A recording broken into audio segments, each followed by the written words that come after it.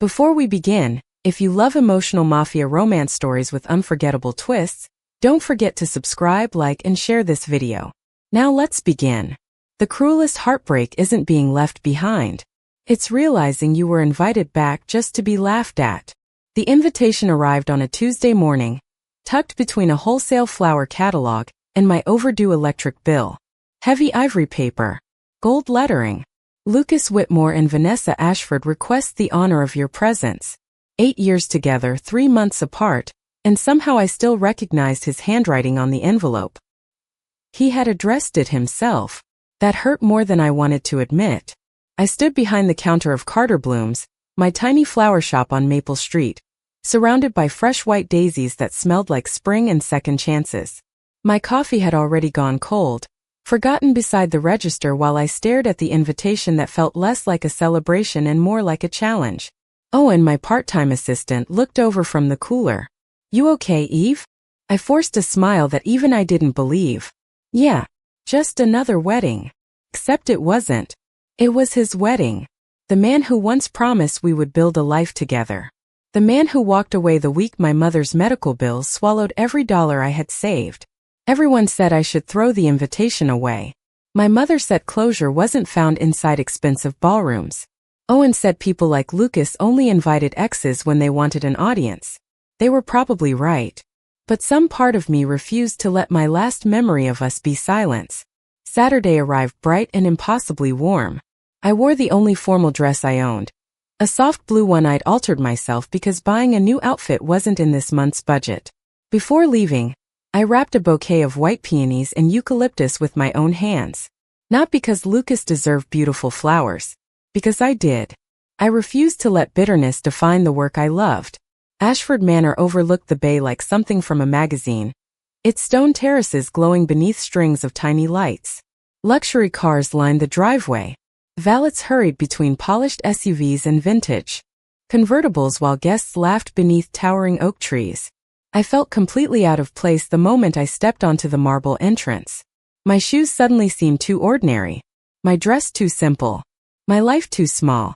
A hostess checked my name, smiled politely, then hesitated for half a second when she recognized it. That tiny pause told me everything. People knew who I was. Or more accurately, who I used to be. Inside, crystal chandeliers reflected across polished floors while a string quartet filled the ballroom with music so elegant it almost covered the whispers. Almost. I caught fragments as I walked past. That's her. The ex. I heard she still owns that little flower shop. Every word landed softly, yet somehow cut deeper than shouting ever could. I kept my shoulders straight and my chin high. I wasn't here to compete. I wasn't here to beg. I was here to prove to myself that another person's choices no longer controlled my peace. Then I saw Lucas. Perfect tuxedo. Perfect smile. Perfect life. At least that's what everyone believed. His eyes found mine across the room, and for one brief second the smile disappeared. Then it returned wider than before. Confident. Calculated. Like a man who had been waiting for exactly this moment. He lifted his champagne glass toward me from across the ballroom. "Evelyn," he called loudly enough for nearby guests to turn. "I'm so glad you actually came." Every conversation around us began to fade, replaced by the unmistakable feeling that I had just stepped onto a stage where everyone else already knew the script except me. Lucas crossed the ballroom with effortless confidence, every polished step timed perfectly with the music as if the entire evening had been rehearsed months in advance. He stopped a few feet away from me, holding a champagne flute between his fingers and wearing the same charming smile that had once convinced me love could survive anything. "You look exactly the same," he said warmly enough for nearby guests to hear. "I was worried you would not come." I smiled politely. "Congratulations. I hope today is everything you wanted." His eyes lingered on the bouquet in my hands before he laughed softly. "You still arrange flowers better than anyone else." For one foolish second I thought maybe we had both grown up. Maybe this meeting would simply be awkward instead of painful. Then he turned toward the crowd. "Everyone," he called, lifting his glass higher. "I want you to meet someone very important from my past." Conversations faded. Forks rested against china.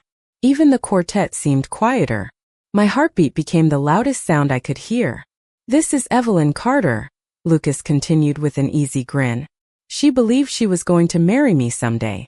A few nervous laughs echoed through the ballroom. I forced myself not to react. "Life has a funny way of surprising you," he continued. "Sometimes people mistake comfort for destiny." More laughter. Someone behind me whispered something that made another guest chuckle. I tightened my grip around the bouquet until the paper wrapping crinkled beneath my fingers. Lucas stepped closer, lowering his voice just enough to sound personal while making sure everyone nearby could still hear. "I honestly appreciate that you came. It shows you have finally accepted reality." His bride, Vanessa, approached with perfect posture and an expensive smile that never quite reached her eyes. She slipped her arm through his and looked at me with carefully practiced sympathy. "Lucas told me you own the flower shop that designed our centerpieces," she said. "They are beautiful. Thank you for being so professional." Professional. As if 8 years together could be reduced to an invoice. I nodded. "I am glad you like them." She tilted her head. "Lucas also told me you insisted on making the bridal bouquet yourself." That was sweet. I looked at Lucas. He knew that was not true. The wedding planner had requested my shop because another florist canceled at the last minute. I had accepted the order because the bill still needed to be paid. He let the misunderstanding live because it made me look sentimental while making him appear generous. Around us, the whispers returned. "She still cannot let go. That must be embarrassing. I would never have shown up." Every sentence settled like dust on my shoulders. I wanted to leave. Every instinct begged me to walk back through those enormous doors before whatever game Lucas had planned reached its ending. But leaving now would only confirm the story he wanted everyone to believe. That I had come hoping for another chance. I inhaled slowly, filling my lungs with the scent of fresh peonies drifting from the reception tables. Flowers had taught me something years ago. Even the most delicate bloom could survive rough weather if its roots were strong enough. I looked directly at Vanessa instead of Lucas. "You have a beautiful wedding," I said sincerely. "I hope your marriage is built on honesty. It lasts much longer than appearances."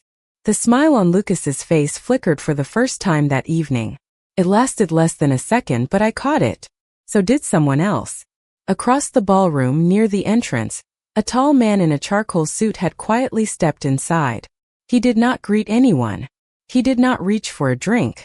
He simply watched the room with calm, unreadable eyes until they settled on me, and something about the silence that followed made the air itself feel different.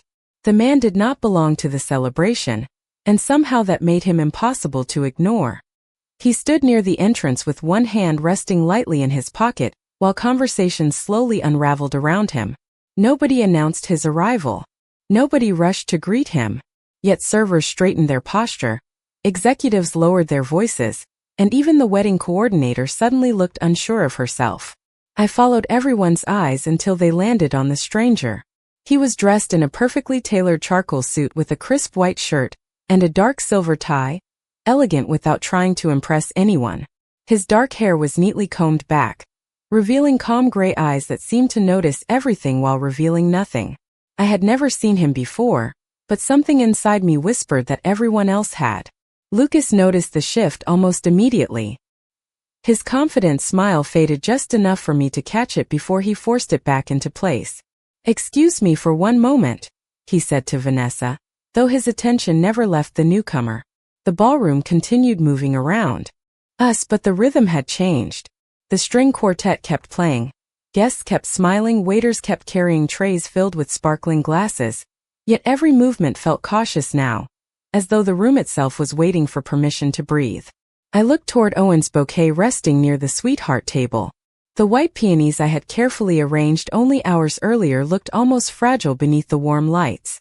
Flowers always reacted to their environment before people did. They leaned toward sunlight. They closed before storms. Standing there, I realized I had become exactly like them.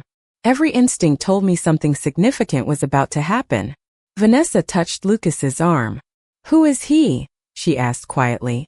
Lucas answered without taking his eyes off the man. "Someone I hoped would not come." The words settled heavily in my mind.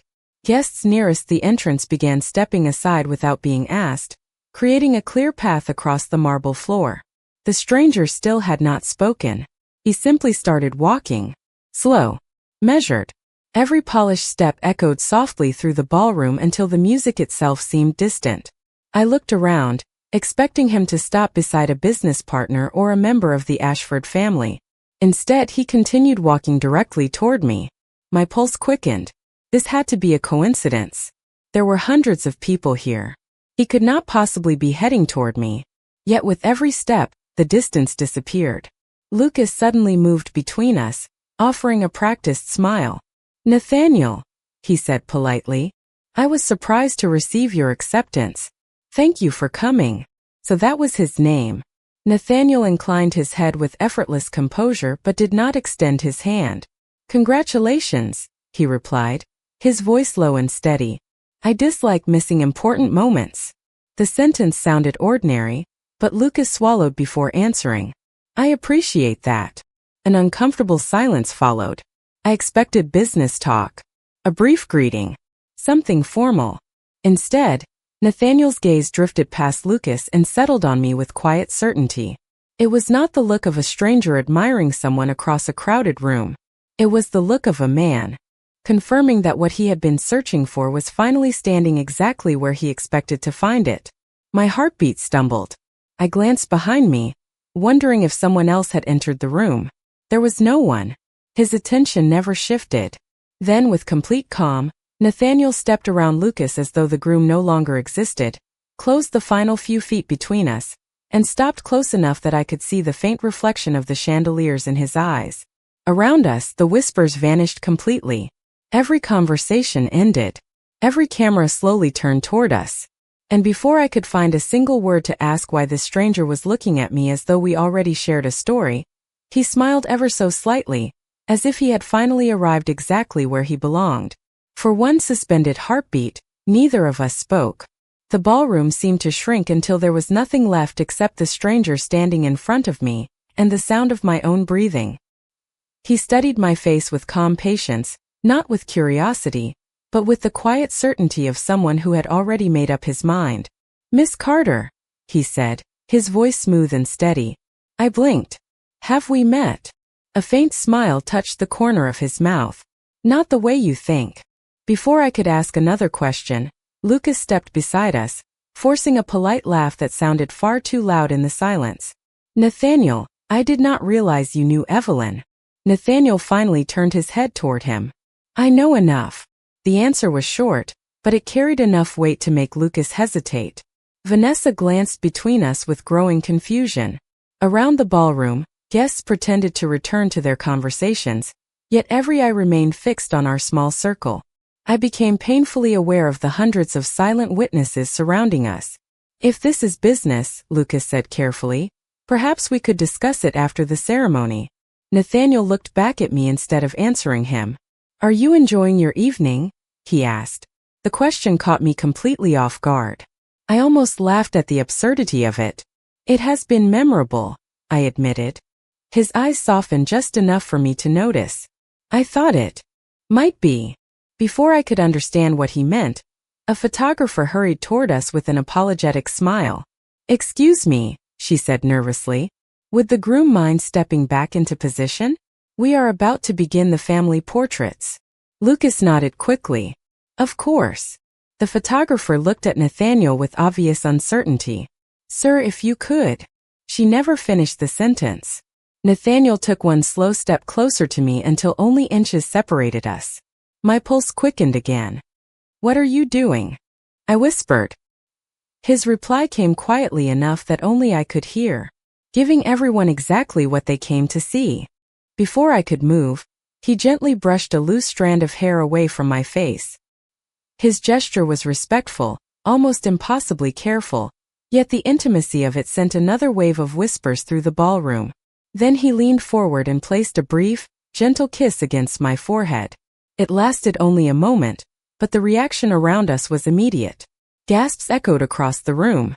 Crystal glasses paused halfway to waiting lips. Even the quartet stumbled before finding the melody again. Nathaniel reached into his jacket pocket and removed a simple platinum ring. It was elegant, understated, and somehow looked familiar despite the fact I had never seen it before. He carefully slipped it onto my left hand. My breath caught. "What are you doing?" I repeated, barely able to find my voice. He answered without looking away from me, correcting a misunderstanding. Then, loud enough for the nearest guests to hear, he said with complete composure, "My wife has been treated with enough disrespect for one evening." Silence crashed over the ballroom harder than any raised voice ever could. Lucas stared at the ring as though it had rewritten reality itself. Vanessa slowly released his arm. The photographer lowered her camera without taking another picture. I looked down at the platinum band resting against my finger, then back into Nathaniel's calm gray eyes. "I am not your wife," I whispered, certain this stranger had mistaken me for someone else. His expression never changed. "Not legally," he replied. "But if I leave you standing here alone for another minute, there are people in this room who will make certain you never have the chance to decide whether you want to become one." The platinum band felt strangely warm against my hand, as though it had been waiting for this moment long before I ever touched it. I slipped it off instinctively, but Nathaniel gently closed my fingers around it instead of taking it back. "Keep it for now," he said quietly. "You do not have to believe me. You only have to trust that something here has changed." Around us, conversations resumed in cautious whispers. Lucas recovered first, forcing an easy laugh that sounded rehearsed. "I have to admit, Nathaniel, this is an interesting joke." His smile never reached his eyes. "If this is about business, perhaps we should not involve my guests." Nathaniel regarded him with the same calm expression. "This is not a joke." Vanessa shifted uneasily beside Lucas, her fingers tightening around her bouquet. She looked at me with confusion rather than anger. "Evelyn," she said softly, "do you know him?" I answered honestly, "No. I have never met him before tonight." That confession only deepened the silence. Nathaniel nodded once, as though he had expected exactly that answer. "You do not remember me," he said. "That is understandable." Before I could ask what he meant, an older gentleman approached from across the ballroom. His silver hair and tailored tuxedo gave him the unmistakable presence of someone accustomed to authority. He stopped beside Nathaniel with visible respect. "Sir," he said quietly, "the car is ready whenever you wish to leave."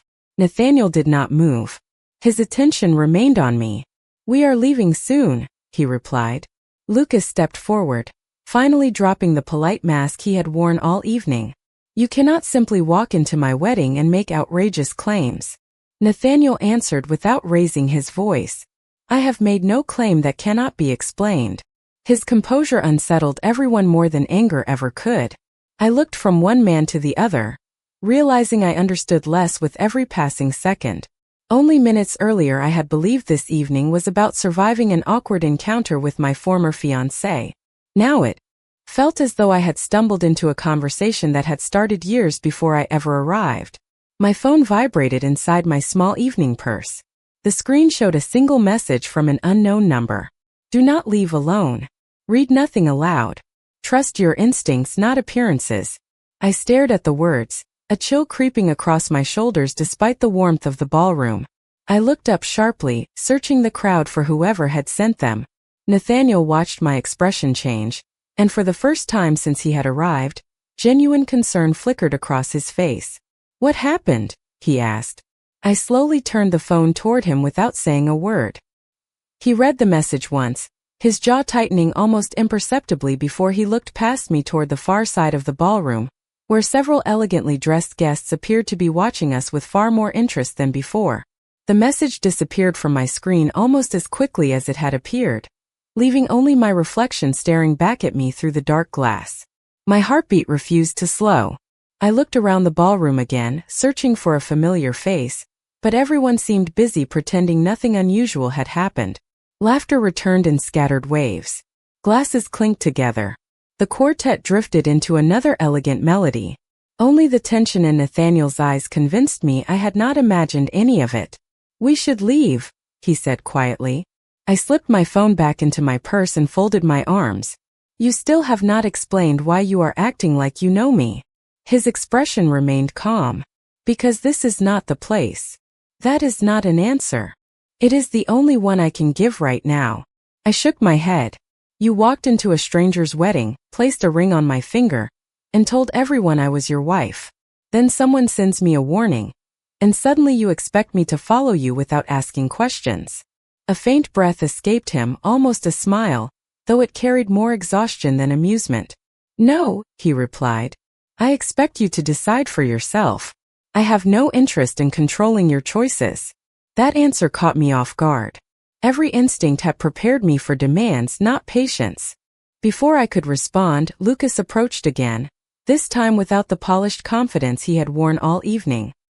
His smile looked strained around the edges. Evelyn, he said carefully, if this has become uncomfortable, perhaps we can step outside and talk privately. I looked at him for a long moment. A few hours earlier I might have accepted. Tonight something inside me had changed. There is nothing left for us to discuss, I answered. His jaw tightened. You are making decisions based on a man you met less than 10 minutes ago. No, I said softly. I am making decisions based on the way people have treated me tonight. The words settled between us with surprising weight. Lucas looked away first. Nathaniel never interrupted. He simply stood beside me, allowing me to speak for myself. That simple restraint told me more about him than any speech could have. Across the ballroom, I noticed several guests quietly leaving their tables to gather near the entrance. They were dressed like everyone else, but they were not celebrating. They watched the room with quiet attention, exchanging brief nods instead of conversation. Nathaniel followed my gaze. Do you see them? He asked. I nodded. Who are they? People waiting to see what you choose. A chill ran through me. Why would anyone care what I choose? He hesitated for the first time since arriving. Because someone has spent a very long time believing that one day our paths would cross. I searched his face for any sign that this was another elaborate performance, but all I found was quiet sincerity. My fingers brushed the platinum ring still resting in my palm. It felt heavier now than it had a few minutes earlier. I looked toward the ballroom doors, then back at the smiling guests, the glittering chandeliers, and the perfect wedding that no longer felt welcoming. Taking one slow breath, I made my decision. I will walk out with you, I said firmly. But understand this. I am not leaving because you told me to. I am leaving because I deserve answers, and I intend to hear every one of them. Nathaniel inclined his head with unmistakable respect. That, he said, offering me his arm rather than taking my hand, is exactly why I came for you. The cool evening air met my face the moment we stepped through the tall glass doors, washing away the perfume, polished smiles, and quiet judgment that had filled the ballroom. For the first time all night I could hear something honest. The breeze carried the scent of salt water from the bay, rustling the oak trees that lined the long stone driveway. Nathaniel slowed his pace without trying to guide me, leaving enough space that I never felt cornered. His car waited near the entrance, a dark sedan that looked elegant without demanding attention. A silver-haired man I recognized from inside the ballroom opened the rear door, then stepped back without saying a word. Nathaniel looked at me instead. You do not have to get in, he said. If you want answers here, I will stay here. I searched his face, looking for the slightest hint of manipulation. Instead I found patience. It was unfamiliar enough to make me cautious. Start talking, I said. Who are you really? He folded his hands loosely in front of him. My name is Nathaniel Cross. Most people know me because of my business investments. Others know me for different reasons. He chose every word carefully, as though removing pieces from a fragile puzzle. And you? I asked. How do you know my name? My flower shop? My life. His gray eyes drifted toward the bouquet I still carried. Several white peonies had begun to open beneath the evening air. Because someone asked me to watch over your family a long time ago. I frowned. My family? Yes. My thoughts immediately turned to my mother. Did you know my father? Nathaniel remained silent for a moment. No. But I knew someone who believed your mother deserved a chance to rebuild her life after everything she endured. My heart skipped. My mother had rarely spoken about the years before I was born. Whenever I asked, she always smiled sadly and changed the subject. Who asked you? I whispered. Nathaniel reached into the inside pocket of his jacket, and removed a worn leather wallet. From it he carefully unfolded an old photograph with faded edges. He handed it to me without explanation. I stared at the image. A much younger version of my mother stood beside a smiling woman I had never seen before. They were standing in front of a tiny neighborhood flower shop. Across the bottom, written in blue ink, were the words, "Friends Forever. Spring Festival. 26 years ago." My fingers trembled slightly. Who is she? Nathaniel looked at the photograph with an expression I could not fully understand. It was not grief exactly. It was something quieter. Something carried for many years. Her name was Amelia Cross, he said. She was my sister. I slowly lifted my eyes from the photograph to his face. For the first time since he had entered the ballroom, I saw something deeper than confidence behind his calm expression. I saw loss. She spoke about your mother until the very end, he continued softly. She made me promise that if life ever brought your family back into mine, I would not let that chance disappear. The wind stirred the photograph in my hand as dozens of questions rushed through my mind at once. I had walked into a wedding expecting to close one chapter of my life. Instead, I was standing beneath the night sky holding proof that another chapter had begun years before I was even born.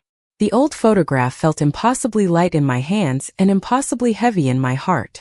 I looked from the faded smile of Nathaniel's sister to my mother's younger face, searching for answers hidden inside 26-year-old ink and paper. My mother never told me about Amelia, I said quietly. Nathaniel nodded as though he had expected that response. She would not have. They made each other a promise after life pulled them in different directions. I looked up. What promise? Before he could answer, the front doors of Ashford Manor opened behind us. The music from the reception spilled into the cool night air, along with a wave of laughter that sounded strangely distant now. Several guests stepped onto the terrace holding their phones, pretending to admire the view while stealing glances in our direction. News traveled faster than truth, and I could already imagine the photographs appearing online before the night was over. The mysterious stranger. The unexpected ring. The embarrassed groom. I slipped the photograph back to Nathaniel. People are watching. They have been watching since before I arrived, he replied calmly. His silver-haired associate approached with a tablet in his hands. Sir, he said respectfully, the first articles are already appearing. Nathaniel glanced at the screen without taking it. Read the headline. The man hesitated before speaking. Local florist interrupts former fiancé's wedding with unknown millionaire claiming she is his wife. My stomach tightened. That is not what happened. Nathaniel finally accepted the tablet and turned it toward me. The article had already collected thousands of reactions. Several blurry photographs showed him placing the platinum ring on my hand. Another captured Lucas staring in disbelief. None of them explained why. None of them mentioned the anonymous warning on my phone. None of them showed the humiliation that had happened before Nathaniel arrived. This is how stories spread, Nathaniel said quietly. The first version is rarely the true one. I stared at the screen for another moment before handing it back. I have a flower shop to run tomorrow morning. Customers will see this. Yes. My landlord will see it. Probably. My mother will panic. Almost certainly. I closed my eyes for a second, feeling the weight of ordinary life crashing into extraordinary circumstances. This was not about luxury or powerful families. It was about rent payments, loyal customers, and the reputation I had spent years building one bouquet at a time. Nathaniel studied me carefully. You are not worried about yourself, he observed. You are worried about the people your choices affect. I gave a small, tired laugh. Someone has to be. For the first time that evening, his composed expression softened into something genuine. That is exactly what Amelia admired about your mother. Before I could ask another question, my phone vibrated again. Another unknown number. My pulse quickened as I opened the message. This time there were only 7 words. Do not return home alone tonight. I looked instinctively toward the parking area across the circular drive. Several vehicles were leaving the reception, their headlights sweeping across the stone entrance before disappearing into the darkness. Everything looked perfectly ordinary. That was what frightened me most. Nathaniel noticed the change in my expression without asking to see the screen. Another message? He asked. I nodded slowly. He did not reach for my phone or demand an explanation. Instead, he looked toward the quiet road leading away from the estate, then back at me. Evelyn, he said with complete seriousness, before you decide where you are going next, there is one truth you deserve to know. The invitation to this wedding was never the real reason you were brought here tonight. Someone else expected you to walk through those doors long before Lucas mailed that envelope. The words settled over me more heavily than the cool night air. I stared at Nathaniel, waiting for him to tell me this had all been a misunderstanding, that someone had confused me with another woman living another life. Instead, he met my gaze without looking away. You are saying someone wanted me here before Lucas even mailed the invitation? I asked. He nodded once. Yes. I folded my arms tightly across my chest, then stopped speaking in riddles. He glanced toward the glowing windows of the manor before answering. 3 weeks ago, one of my associates discovered that several influential families planned to attend this wedding. That was not unusual. What was unusual was a private guest list that included your name long before invitations were printed. I frowned. That makes no sense. I only agreed to design the flowers because another florist canceled. Exactly, Nathaniel replied. Someone made certain that cancellation happened. A quiet shiver ran through me. I replayed every phone call from the past month in my mind. The unexpected order. The unusually generous payment. The wedding planner insisting that my shop was the only acceptable replacement. At the time it had felt like incredible luck. Now every coincidence seemed to fit together too neatly. Why would anyone care about a florist? I whispered. Nathaniel answered carefully. Because to the wrong people, you are not simply a florist. Before I could press him further, my phone rang again. This time it was not an unknown number. It was my mother. Relief washed over me until I answered and immediately heard the worry in her voice. Evelyn, where are you? She asked. I just saw pictures online. Are you all right? I stepped a few feet away, lowering my voice. I am okay, Mom. Things are complicated. She sighed softly. Someone came by the flower shop this afternoon asking strange questions about our family. I thought it was harmless, but after seeing those pictures, I am not so sure. My heartbeat quickened. What kind of questions?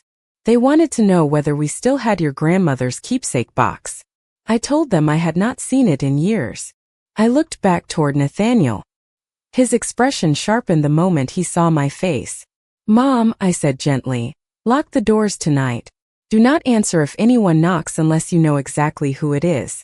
I will explain everything tomorrow. After we ended the call, I walked back to Nathaniel. Someone asked my mother about an old keepsake box that belonged to my grandmother. He closed his eyes briefly, as though a missing piece had finally fallen into place. Then we have even less time than I hoped. What is inside that box? I demanded. I do not know, he admitted. But Amelia believed your family was protecting something that mattered, even if they did not understand its value. I searched his face for any sign that he was inventing this impossible story, but every answer he gave only seemed to connect with another piece of my own life. The overdue bills, the unexpected wedding order, the anonymous messages, even the photograph of my mother. None of it felt random anymore. I looked down at the platinum ring still resting on my finger. Hours ago it had seemed like the strangest part of my evening. Now it barely ranked among the questions racing through my mind. Somewhere behind us, the manor doors opened again, and footsteps echoed across the stone terrace. Nathaniel turned slightly toward the sound, then looked back at me with calm determination. Evelyn, he said quietly, the next person walking out of that building believes they are about to convince you to trust them instead of me. Whatever they say, listen carefully. The truth is finally beginning to reveal itself. The footsteps slowed before reaching us. I turned instinctively and saw Victor Hale, Vanessa's father, descending the stone steps with measured confidence that belonged to a man accustomed to boardrooms and headlines. His tuxedo was immaculate, but the warmth he wore inside the ballroom had disappeared. He stopped a respectful distance away and looked directly at me. Miss Carter, he said, may I have a moment? Nathaniel did not answer for me. He simply stepped half a pace aside, giving me room to choose. I appreciated that more than I expected. You can speak, I replied. Victor folded his hands. I know tonight has been overwhelming. I also know you have heard only fragments of a much larger story. His eyes shifted briefly toward Nathaniel before returning to me.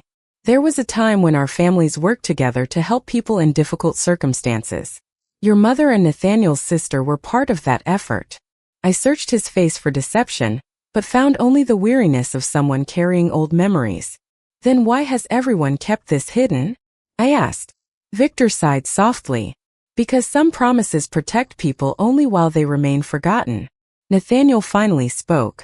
And some promises become dangerous when the wrong people remember them. Neither man raised his voice, yet every sentence felt like another door opening onto a hallway I had never known existed. I looked from one to the other. I am tired of everyone deciding what I should know. I want facts. Victor nodded slowly. Fair enough. He reached inside his jacket and removed a small cream-colored envelope, its edges softened with age. Across the front, written in elegant blue ink, was my mother's first name. My breath caught. Where did you get that? Amelia entrusted it to me many years ago, he answered. She instructed me never to deliver it unless certain events came to pass. He held the envelope toward me, but before I reached for it, he added, she also warned me that the letter would answer some questions while creating many more. My fingers trembled slightly as I accepted it. The paper smelled faintly of cedar, as though it had spent decades protected inside an old wooden box. I carefully unfolded the single handwritten page. The ink had faded, but the words remained clear. If Grace is reading this, then life has taken an unexpected turn. If her daughter is reading it instead, then the promise we made has finally reached the next generation. I stopped reading for a moment, overwhelmed by the realization that the letter had anticipated me long before I was born. Nathaniel watched quietly, saying nothing. Victor lowered his eyes, allowing me the privacy of the moment. I continued. There will come a day when someone offers protection, another offers comfort, and many offer opinions. Listen to them all, but never surrender your own judgment. The greatest inheritance I can leave is not an object. It is the freedom to choose your own future. Tears blurred the final lines just enough that I had to blink before finishing. Trust kindness more than power. Trust actions more than promises. And remember that flowers bloom because they are rooted, not because they are admired. I lowered the letter slowly, unable to speak. Nathaniel's expression had softened with quiet remembrance. Victor offered a faint, bittersweet smile. For the first time all evening, I realized the mystery surrounding my family had never truly been about wealth, influence, or hidden alliances. It had always been about a promise carried across decades by ordinary people determined to protect one another, and somehow that truth felt far more powerful than anything I had imagined. I folded Amelia's letter with both hands, careful not to crease the fragile paper any more than time already had.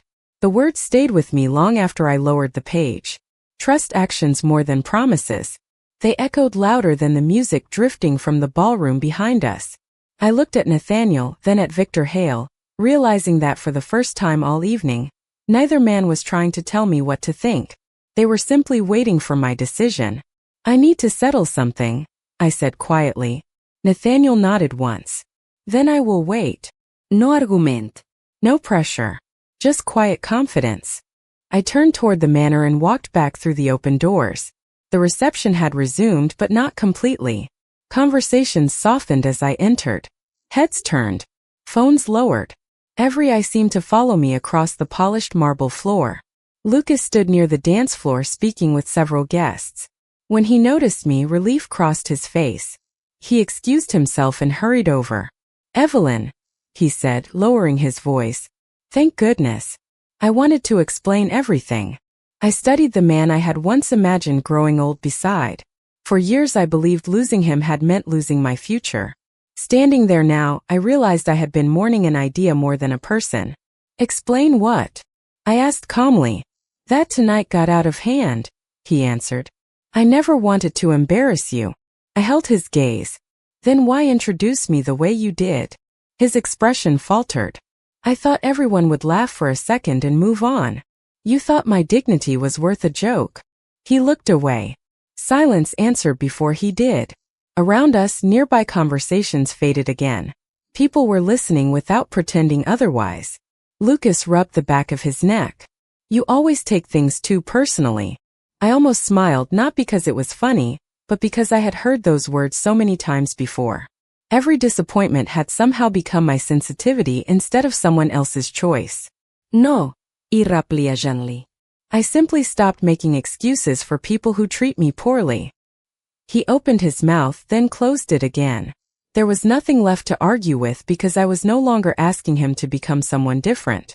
I had finally accepted who he already was. Vanessa approached slowly, her expression thoughtful rather than defensive. She looked at me with surprising sincerity. I owe you an apology, she said. I believed a version of your story without ever asking for yours. I nodded. Thank you. She glanced toward Lucas before speaking again. I hope one day we both learn to recognize kindness before we mistake confidence for character. Her words hung in the air long after she stepped away. I realized then that this night had changed more than one life. I reached into my purse, removed the platinum ring, and looked at it for a long moment before walking back outside. Nathaniel remained exactly where I had left him beneath the soft lights lining the stone drive. He did not ask what happened. He only looked at my face, searching quietly for the answer there. I placed the ring in his hand. I cannot wear this, I said honestly. Not because I doubt your intentions, but because I want every choice I make from this moment forward to be my own. Nathaniel closed his fingers around the ring and instead of disappointment, a small smile appeared. That, he said softly, is the answer I hoped you would give. For the first time since this impossible evening began, I felt something unexpected settle inside me. It was not certainty. It was something better. It was the quiet beginning of trust. The night had grown quieter, but my thoughts had not. The lights from Ashford Manor shimmered across the bay, turning the water into ribbons of gold that shifted with every passing breeze. I stood beside the stone railing, Amelia's letter folded carefully inside my purse, wondering how a single evening had unraveled years of assumptions about my own life. Nathaniel joined me without speaking. For several moments we simply watched the water. It was the first silence that did not feel uncomfortable. I have spent years believing that strength meant handling everything alone, I finally said. Tonight I realized that sometimes strength is admitting you do not have every answer. Nathaniel nodded thoughtfully. Most people mistake certainty for wisdom. I smiled faintly. You seem very certain.